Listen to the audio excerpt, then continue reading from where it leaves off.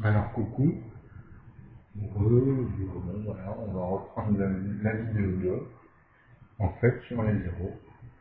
Et justement, j'ai repris la vidéo de Michael. Donc je vous ai mis le lien, comme ça vous pouvez avoir les deux et bien voir les deux. Mais là, en fait, on va pousser un peu son raisonnement. Euh, Parce que moi, comme je l'ai expliqué plusieurs fois, le zéro, quand on le traite avec deux chiffres, c'est que c'est plus vraiment traiter le zéro. Et c'est lié. Après, pour ça ici, j'ai bien fait comprendre le pouvoir du zéro. En fait, sa particularité. Et qu'est liée à ça. Et justement, c'est là où on va remettre le principe à quoi ça sert, de ce qu'il a montré aussi. Parce que là, il a fait en fait comment multiplier rien du tout. Il a donné cette divergence. Il n'a pas approfondi, vous voyez, bon, c'est exprès, c'est un peu le jeu aussi. Hein.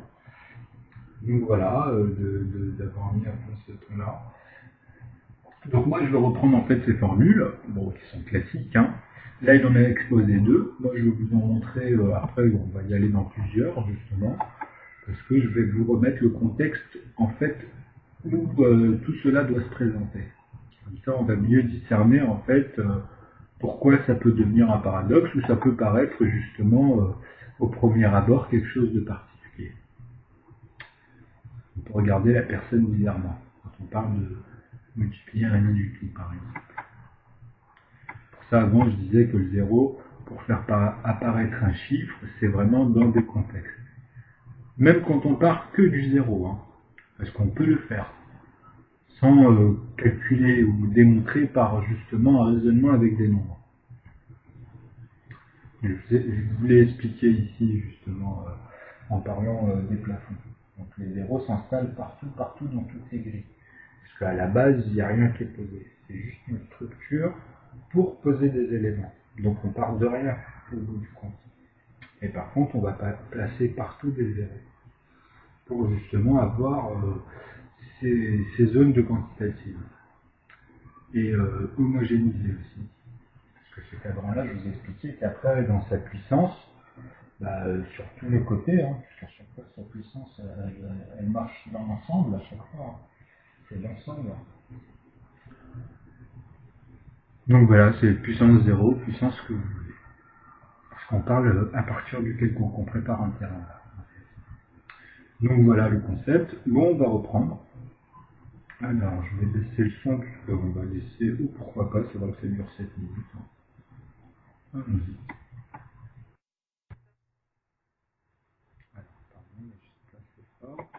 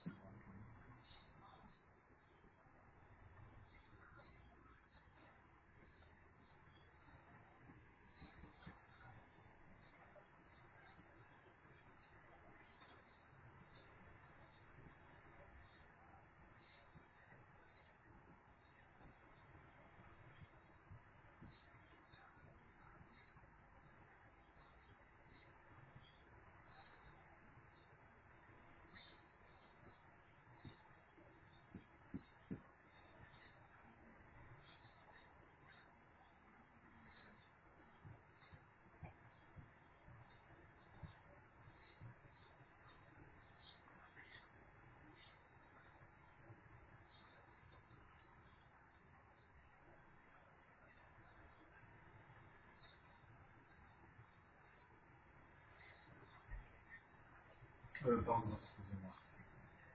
C'est moi qui me suis trompé.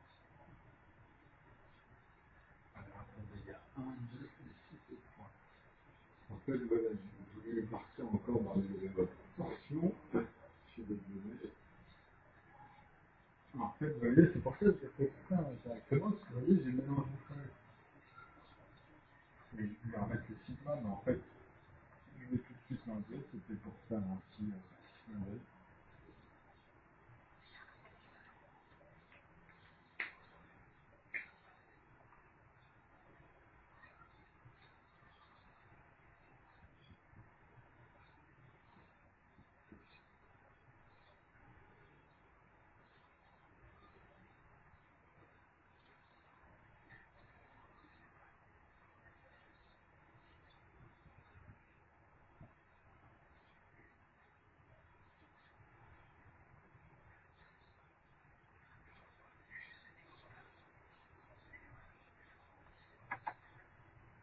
Donc on l'a entendu.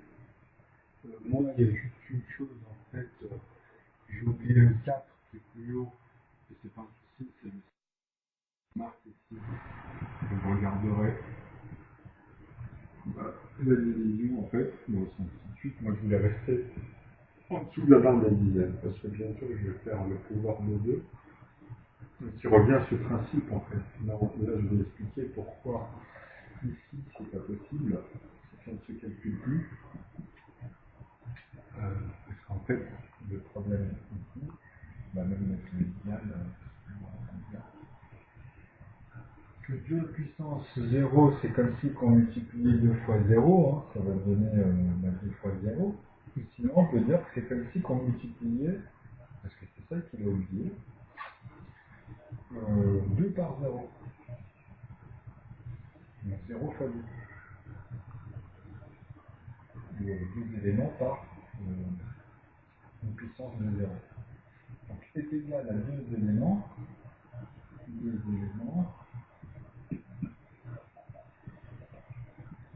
est égal à 2 éléments puissance. Ça, c'est un contexte 0. Et il n'y a que dans ce contexte-là que ça, c'est valable. Puisque, comme je vous dis, ça rentre dans le cadre. Donc voilà, le cadre ici, dans sa puissance, on va dire, puisque il y en a, on peut l'amener même à des racines, mais on va dire qu'ici, on parle que de deux cases. Que ça soit en longitudinale ou en hauteur. Ou même, je dirais, comme d'habitude, maintenant que je vous dis, dans la nôtre qui s'installe, c'est celle-ci. Qui n'a rien à voir avec les autres trucs qu'on cherche. Hein. Ça n'a rien à voir, on va dire, avec ici les pi et les autres, je ne sais plus comment on les appelle en fait. Là, c'est les imaginaires, ceux qu'on ne voit pas. Hein. Les automatiques, tous les éléments qu'on ne voit pas. Et après, tous ceux qui apparaissent ici, etc., pour donner justement, j'appelle ça comme ça, lié à la profondeur, en fait, à ce trait-là, où il se situe à l'intérieur, puisque c'est un cube. Pour moi, ici, c'est trois axes. Parce qu'il ne faut pas oublier que quand on parle de cet élément-là, il y a automatiquement une infinité à l'intérieur de l'élément. Et tout ça, c'est extensible tout le temps. Et ici, ça prend cette forme. Donc, à l'intérieur de chaque carré, il y a en fait leur profondeur. Et c'est pas ce point-là et ce point-là. Hein. C'est un trait en fait qui est à l'intérieur. Mais je crois que je me trompe en fait. Quand je le dessine, puisque moi là, quand je le vois en fait, il ne se présente pas vraiment comme ça. Il se présente vraiment dans sa nature comme ça. Mais assez droit, vous voyez. Donc même si c'est un carré ou un rectangle, on va dire que ça sera toujours, vous voyez,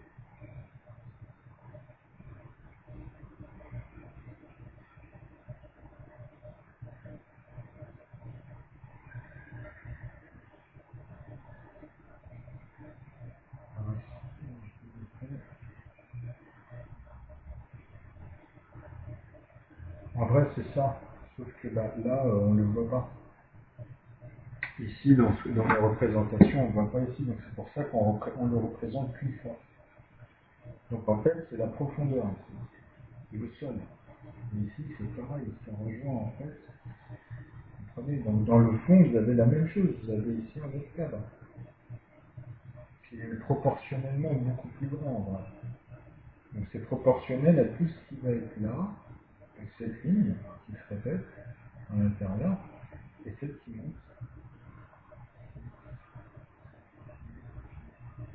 Donc, au bout du compte, en fait,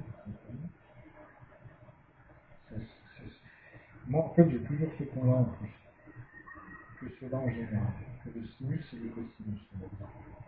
Donc dedans vous avez tous les points après qui sont liés au I, au G. Parce que moi F en fait,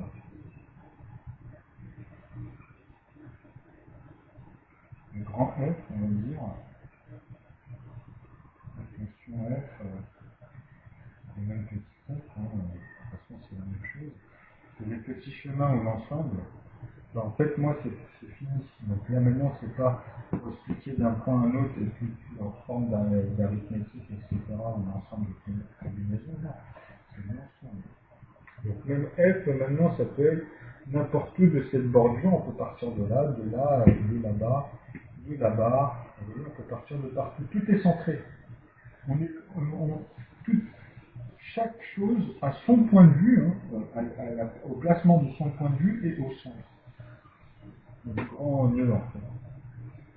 Parce que pour mesurer, il faut justement, comme j'ai toujours expliqué, pour mesurer quelque chose, il faut un contour. Mais ne rentrons pas juste dans les puzzles.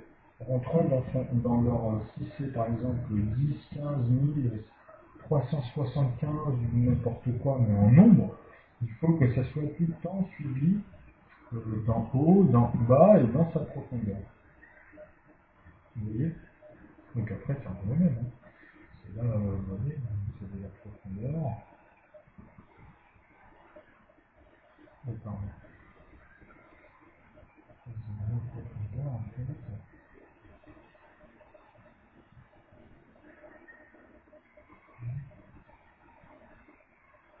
Alors, là, je vais vous montrer en fait un peu le dessus, mais bon, c'est pas grave. Après, il aurait fallu que je continue, en fait.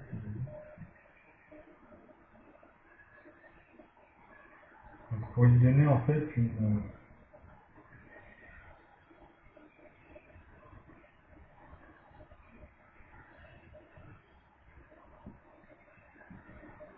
Non, c'est plutôt par là.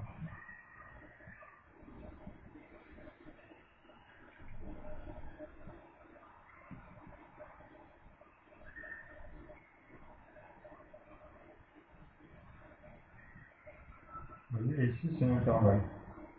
En fait, ça va partir du centre. Donc ici, on va dire que c'est tiré vers les 4 comme d'habitude. Et là, c'est virgule parce qu'on va dire que là, on est vraiment dans les unités. Si on divise le premier, vous voyez, donc 9, si on le divise, on tombe sur 4,5.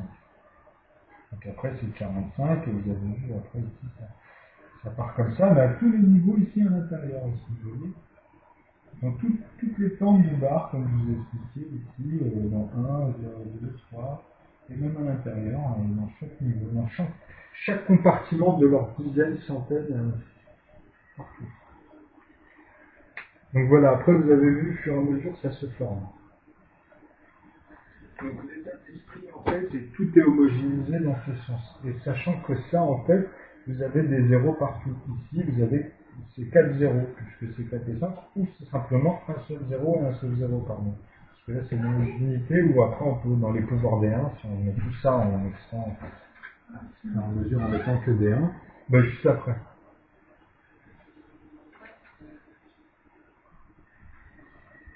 Donc voilà, les directions, vous avez vu, ça c'est pour revenir un peu sur ce qu'ils ont l'habitude.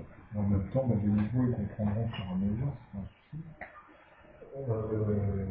Donc ici, c'est vraiment pour revenir que dans ce plafond-là, vous avez que cet élément-là. Parce que le deuxième, si après on le prend que dans l'esprit de la mesure, que dans l'esprit des chiffres, donc automatiquement, il y en a un deuxième qui va arriver. Et ça, pour moi, ça ramène des paradoxes. On ne peut pas dire que cet élément-là, dans la manière dont on en parle, amène à un. Non, ça, c'est un élément. la puissance ici est égale à un élément.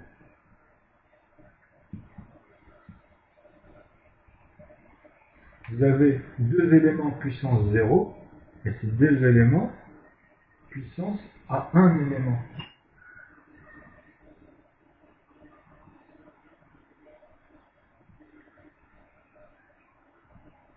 Je peux mettre même sous donc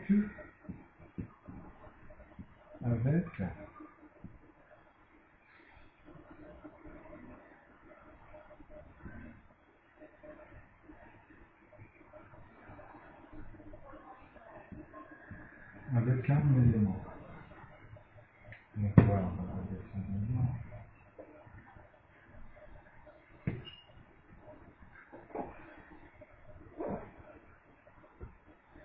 Donc avec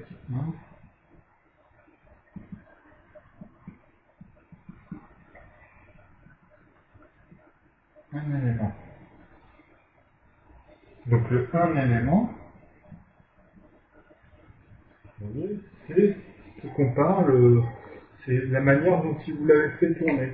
Donc on ne peut regarder que ça, mais on ne peut pas dire que c'était que cet ensemble, que 2 puissance ça, vu que ici en descendant, on est obligé de mettre 1, vous voyez, et de dire que ça c'est égal à 1. Non, ça montre que là vous êtes au plafond. Et d'ailleurs que ce qu'on remarque, ça peut être une liaison dans ce raisonnement-là. Vous voyez, donc deux éléments, donc le chiffre 2, le nombre 2 en puissance 0. Vous comprenez, puisque c'est 2, c'est un entier, mais qui représente deux éléments. Puissance 0, donc puissance lui-même au bout du compte. Donc dans ce sens-là, on va dire que, on va pas dire 2 fois 2, hein, vous comprenez.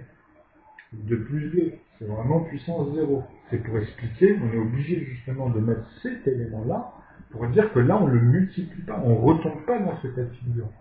C'est le plafond.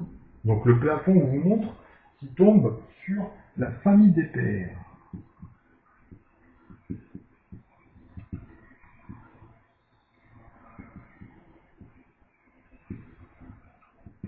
Qui reste et qui restera toujours, c'est une loi mathématique, hein, toujours le nombre en premier 2. Donc c'est toujours le plus diminutif. C'est le plus grand commun. Le P, ouais, le PGC, on peut mettre directement le PG, c'est le plus grand commun diviseur. Donc plus grand commun, tout simplement. De en fait tout ce qui est composé. Le plus grand commun des composants paires.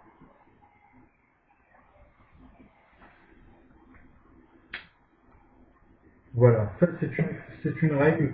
Donc ici qui vous montre bien que dans les puissances, quand on parle de puissance, dans le tableau des puissances, on est obligé de partir de 0. Vous voyez, donc puissance 0.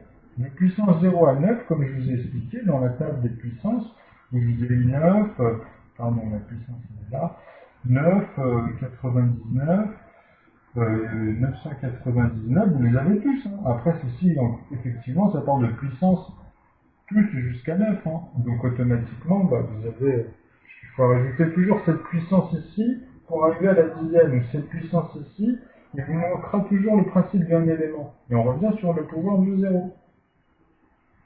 Et tout cet élément-là qui vous manquera, ça sera le 0 quand on redescend et qu'on fait les cases, qu'on fait les cubes, vous allez en fait, vous allez voir qu'il y a un problème, au fur et à mesure, vous allez chercher, vous allez voir que tout est dans l'ordre et ça va se passer que à partir du 1 et 9, parce que vous allez compter tout ça, jusqu'à après 99 et tout le reste, mais arrivé ici, vous allez remarquer qu'en fait, il y a combien de chiffres? Il n'y en a que 9, alors qu'on avait mis que des paquets de 10, ou de 100, ou de 1000, etc. Et ici, en fait, il fallait compter les 10 nombres. Comme je vous ai déjà mis plusieurs fois, en fait. Et ça, c'est indéniable. Donc le pouvoir du zéro, il peut se faire tromper dans les caisses ou dans une forme de calcul, comme le petit problème qu'un jour, il y en avait un, il avait posé, et là, il m'avait fait rigoler, parce qu'il a bien amené la chose, en plus, et puis jamais je lui avais parlé, en plus, là-dessus, et c'était l'année dernière, ensemble. Et en fait, il avait posé une colle, il avait dit qu'un enfant, en fait, demandait, pour s'acheter, en fait, un CD qui coûtait une musique, qui coûtait, ou un DVD à, on va dire, 97 francs ou 97 euros, il demandait à 50 euros chacun, au père et à la mère. Et en fait, à un moment donné, bah, il achète son CD, il se retrouve avec 3 euros ou 3 crédits, quoi. Enfin, ça dépend, on met ça comme vous voulez. Et en fait, bon, le temps passe et il commence à rembourser à un salaire 49. Il a réussi à revenir 49. Il a rendu ça à sa mère et à l'autre jour 49, pareil, il a rendu ça à son père. Et après, ensuite, plus tard, il lui rend le manquant en fait. Donc il rend à sa mère ou à son père 1 euro. Et bah, pareil, il lui rend la même chose. Et qu'est-ce qu'il remarque? Bah, il remarque que sur ses 97 de départ, il lui reste 1 euro dans sa poche. Et voilà.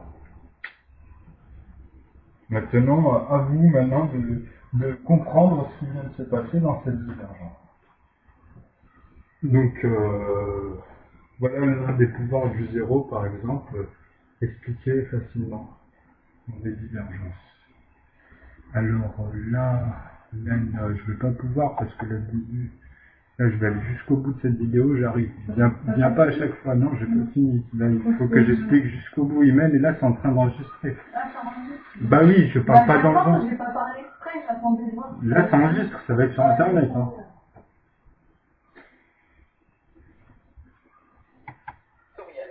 Qu'est-ce que c'est un nombre factoriel? C'est un nombre que l'on obtient en multipliant tous les nombres entiers de 1 jusqu'à un autre nombre entier. Par exemple, ce que vous nommez 4 factoriel, 4 avec un point d'exclamation comme ça, c'est la multiplication 1 fois 2 fois 3 fois 4. Et ça, c'est égal à 24. 3 factoriel, c'est égal à, de la même façon, 1 fois 2 fois 3, et ça donne 6. Vous voyez que quand on passe de 4 factoriel à 3 factoriel, c'est ce qui se passe, on a enlevé le 4 qui se trouvait là, donc on a divisé par 4. Et là, on va pouvoir continuer notre schéma de la même manière qu'on a fait tout à l'heure pour l'équation, pour voir si on obtient le même résultat. 2 factoriel, c'est égal tout simplement à 1 fois 2. Fois 1 fois 2, on trouve 2. Comme on a enlevé le 3 ici, eh bien, on a divisé par 3 pour passer de 6 à 2. 1 factoriel, c'est tout simplement le nombre 1 tout seul, et c'est donc égal à 1. Et là, on a divisé par 2. Et maintenant, voilà celui qui nous intéresse, 0 factoriel. Combien va faire 0 factoriel? Et bien 0 factoriel, c'est une multiplication, encore une fois, de 0 nombres. Et si on suit notre schéma, là on a divisé par 4, puis divisé par 3, puis divisé par 2. Donc là, vous avez vu, on va prendre le deuxième exemple, et qui va mener à la même chose, parce que là, maintenant, en plus, on a un terme factoriel. Donc, vous allez voir que maintenant, c'est plus dans le principe, justement, des paires, c'est dans le principe des ascendants. En fait, j'appelle ça, moi, justement, le côté factoriel, mais ascendant. C'est-à-dire, c'est pas 1 plus 2 plus 3, parce qu'on peut le faire aussi dans ce sens, c'est à l'envers. C'est 3, 2, 1 et 0. Vous allez voir. Donc c'est dans les principes de multiplication, on va descendre, on va faire 1 fois 3 fois 2 fois 1, ou l'inverse, 1 fois 2 fois 3, de toute façon ça revient à la même chose. Hein. Et c'est plutôt dans ce sens comme ici, on va faire la remarque dans le résultat, pas dans les conversions ou dans les divergences ici. On va observer ce qui se passe là, les divergences et tout ce qu'on peut remarquer. Donc la même chose, on va regarder, et comme je vous ai dit, là ici on va tomber sur la même forme de plafond, puisque là c'est plus des puissances, c'est des facteurs, factoriels, je ne connaissais pas, mais bon, le principe est très simple. Donc voilà, on va reprendre, et ce sera pareil, il y aura en fait le plus grand, et ça sera 1. Moi je le déduis dès maintenant, dans celui-ci ça sera 1. Et les autres auront un rapport aussi, puisqu'on est dans un autre contexte. Vous voyez, donc ici ce qui va bien, c'est que tous les autres, Ils ont des rapports, mais ils sont toujours liés par rapport à ça. Donc le contexte ne change rien dans le sens où ça revient au même. C'est la manière après dont chaque élément diverge soit entre elles-mêmes ou soit avec ce qu'elle va composer, ou dont elle est composée d'ailleurs. Donc, ça dépend de la démarche. Soit on va vers les 4, les 8, les 16, ou soit on va dans l'autre chemin, tous les autres chemins qui amènent toujours au bout. Soit elle ramène à ses composés, et soit ses composants se ramènent à ce qu'ils composent. Donc elle est composée, et ici elle prend ces deux facteurs dans les deux sens en fait, avec les termes anarchiques. On fait souvent en fait, ce qui est marrant justement, c'est qu'à un moment donné, même quand on suit un ordre, on peut inventer des sens comme quand on répète une phrase ou un mot, et à un moment donné on va s'embourber automatiquement avec. Donc on peut s'embourber comme ça, et on peut s'embourber dans le cheminement en fait de ce qui se présente, on va dire, dans ce qui se présente à mesure en fait quand on commence à voir les choses qui se schématisent, qui s'illustrent, on va dire, en travaillant même leur imagination.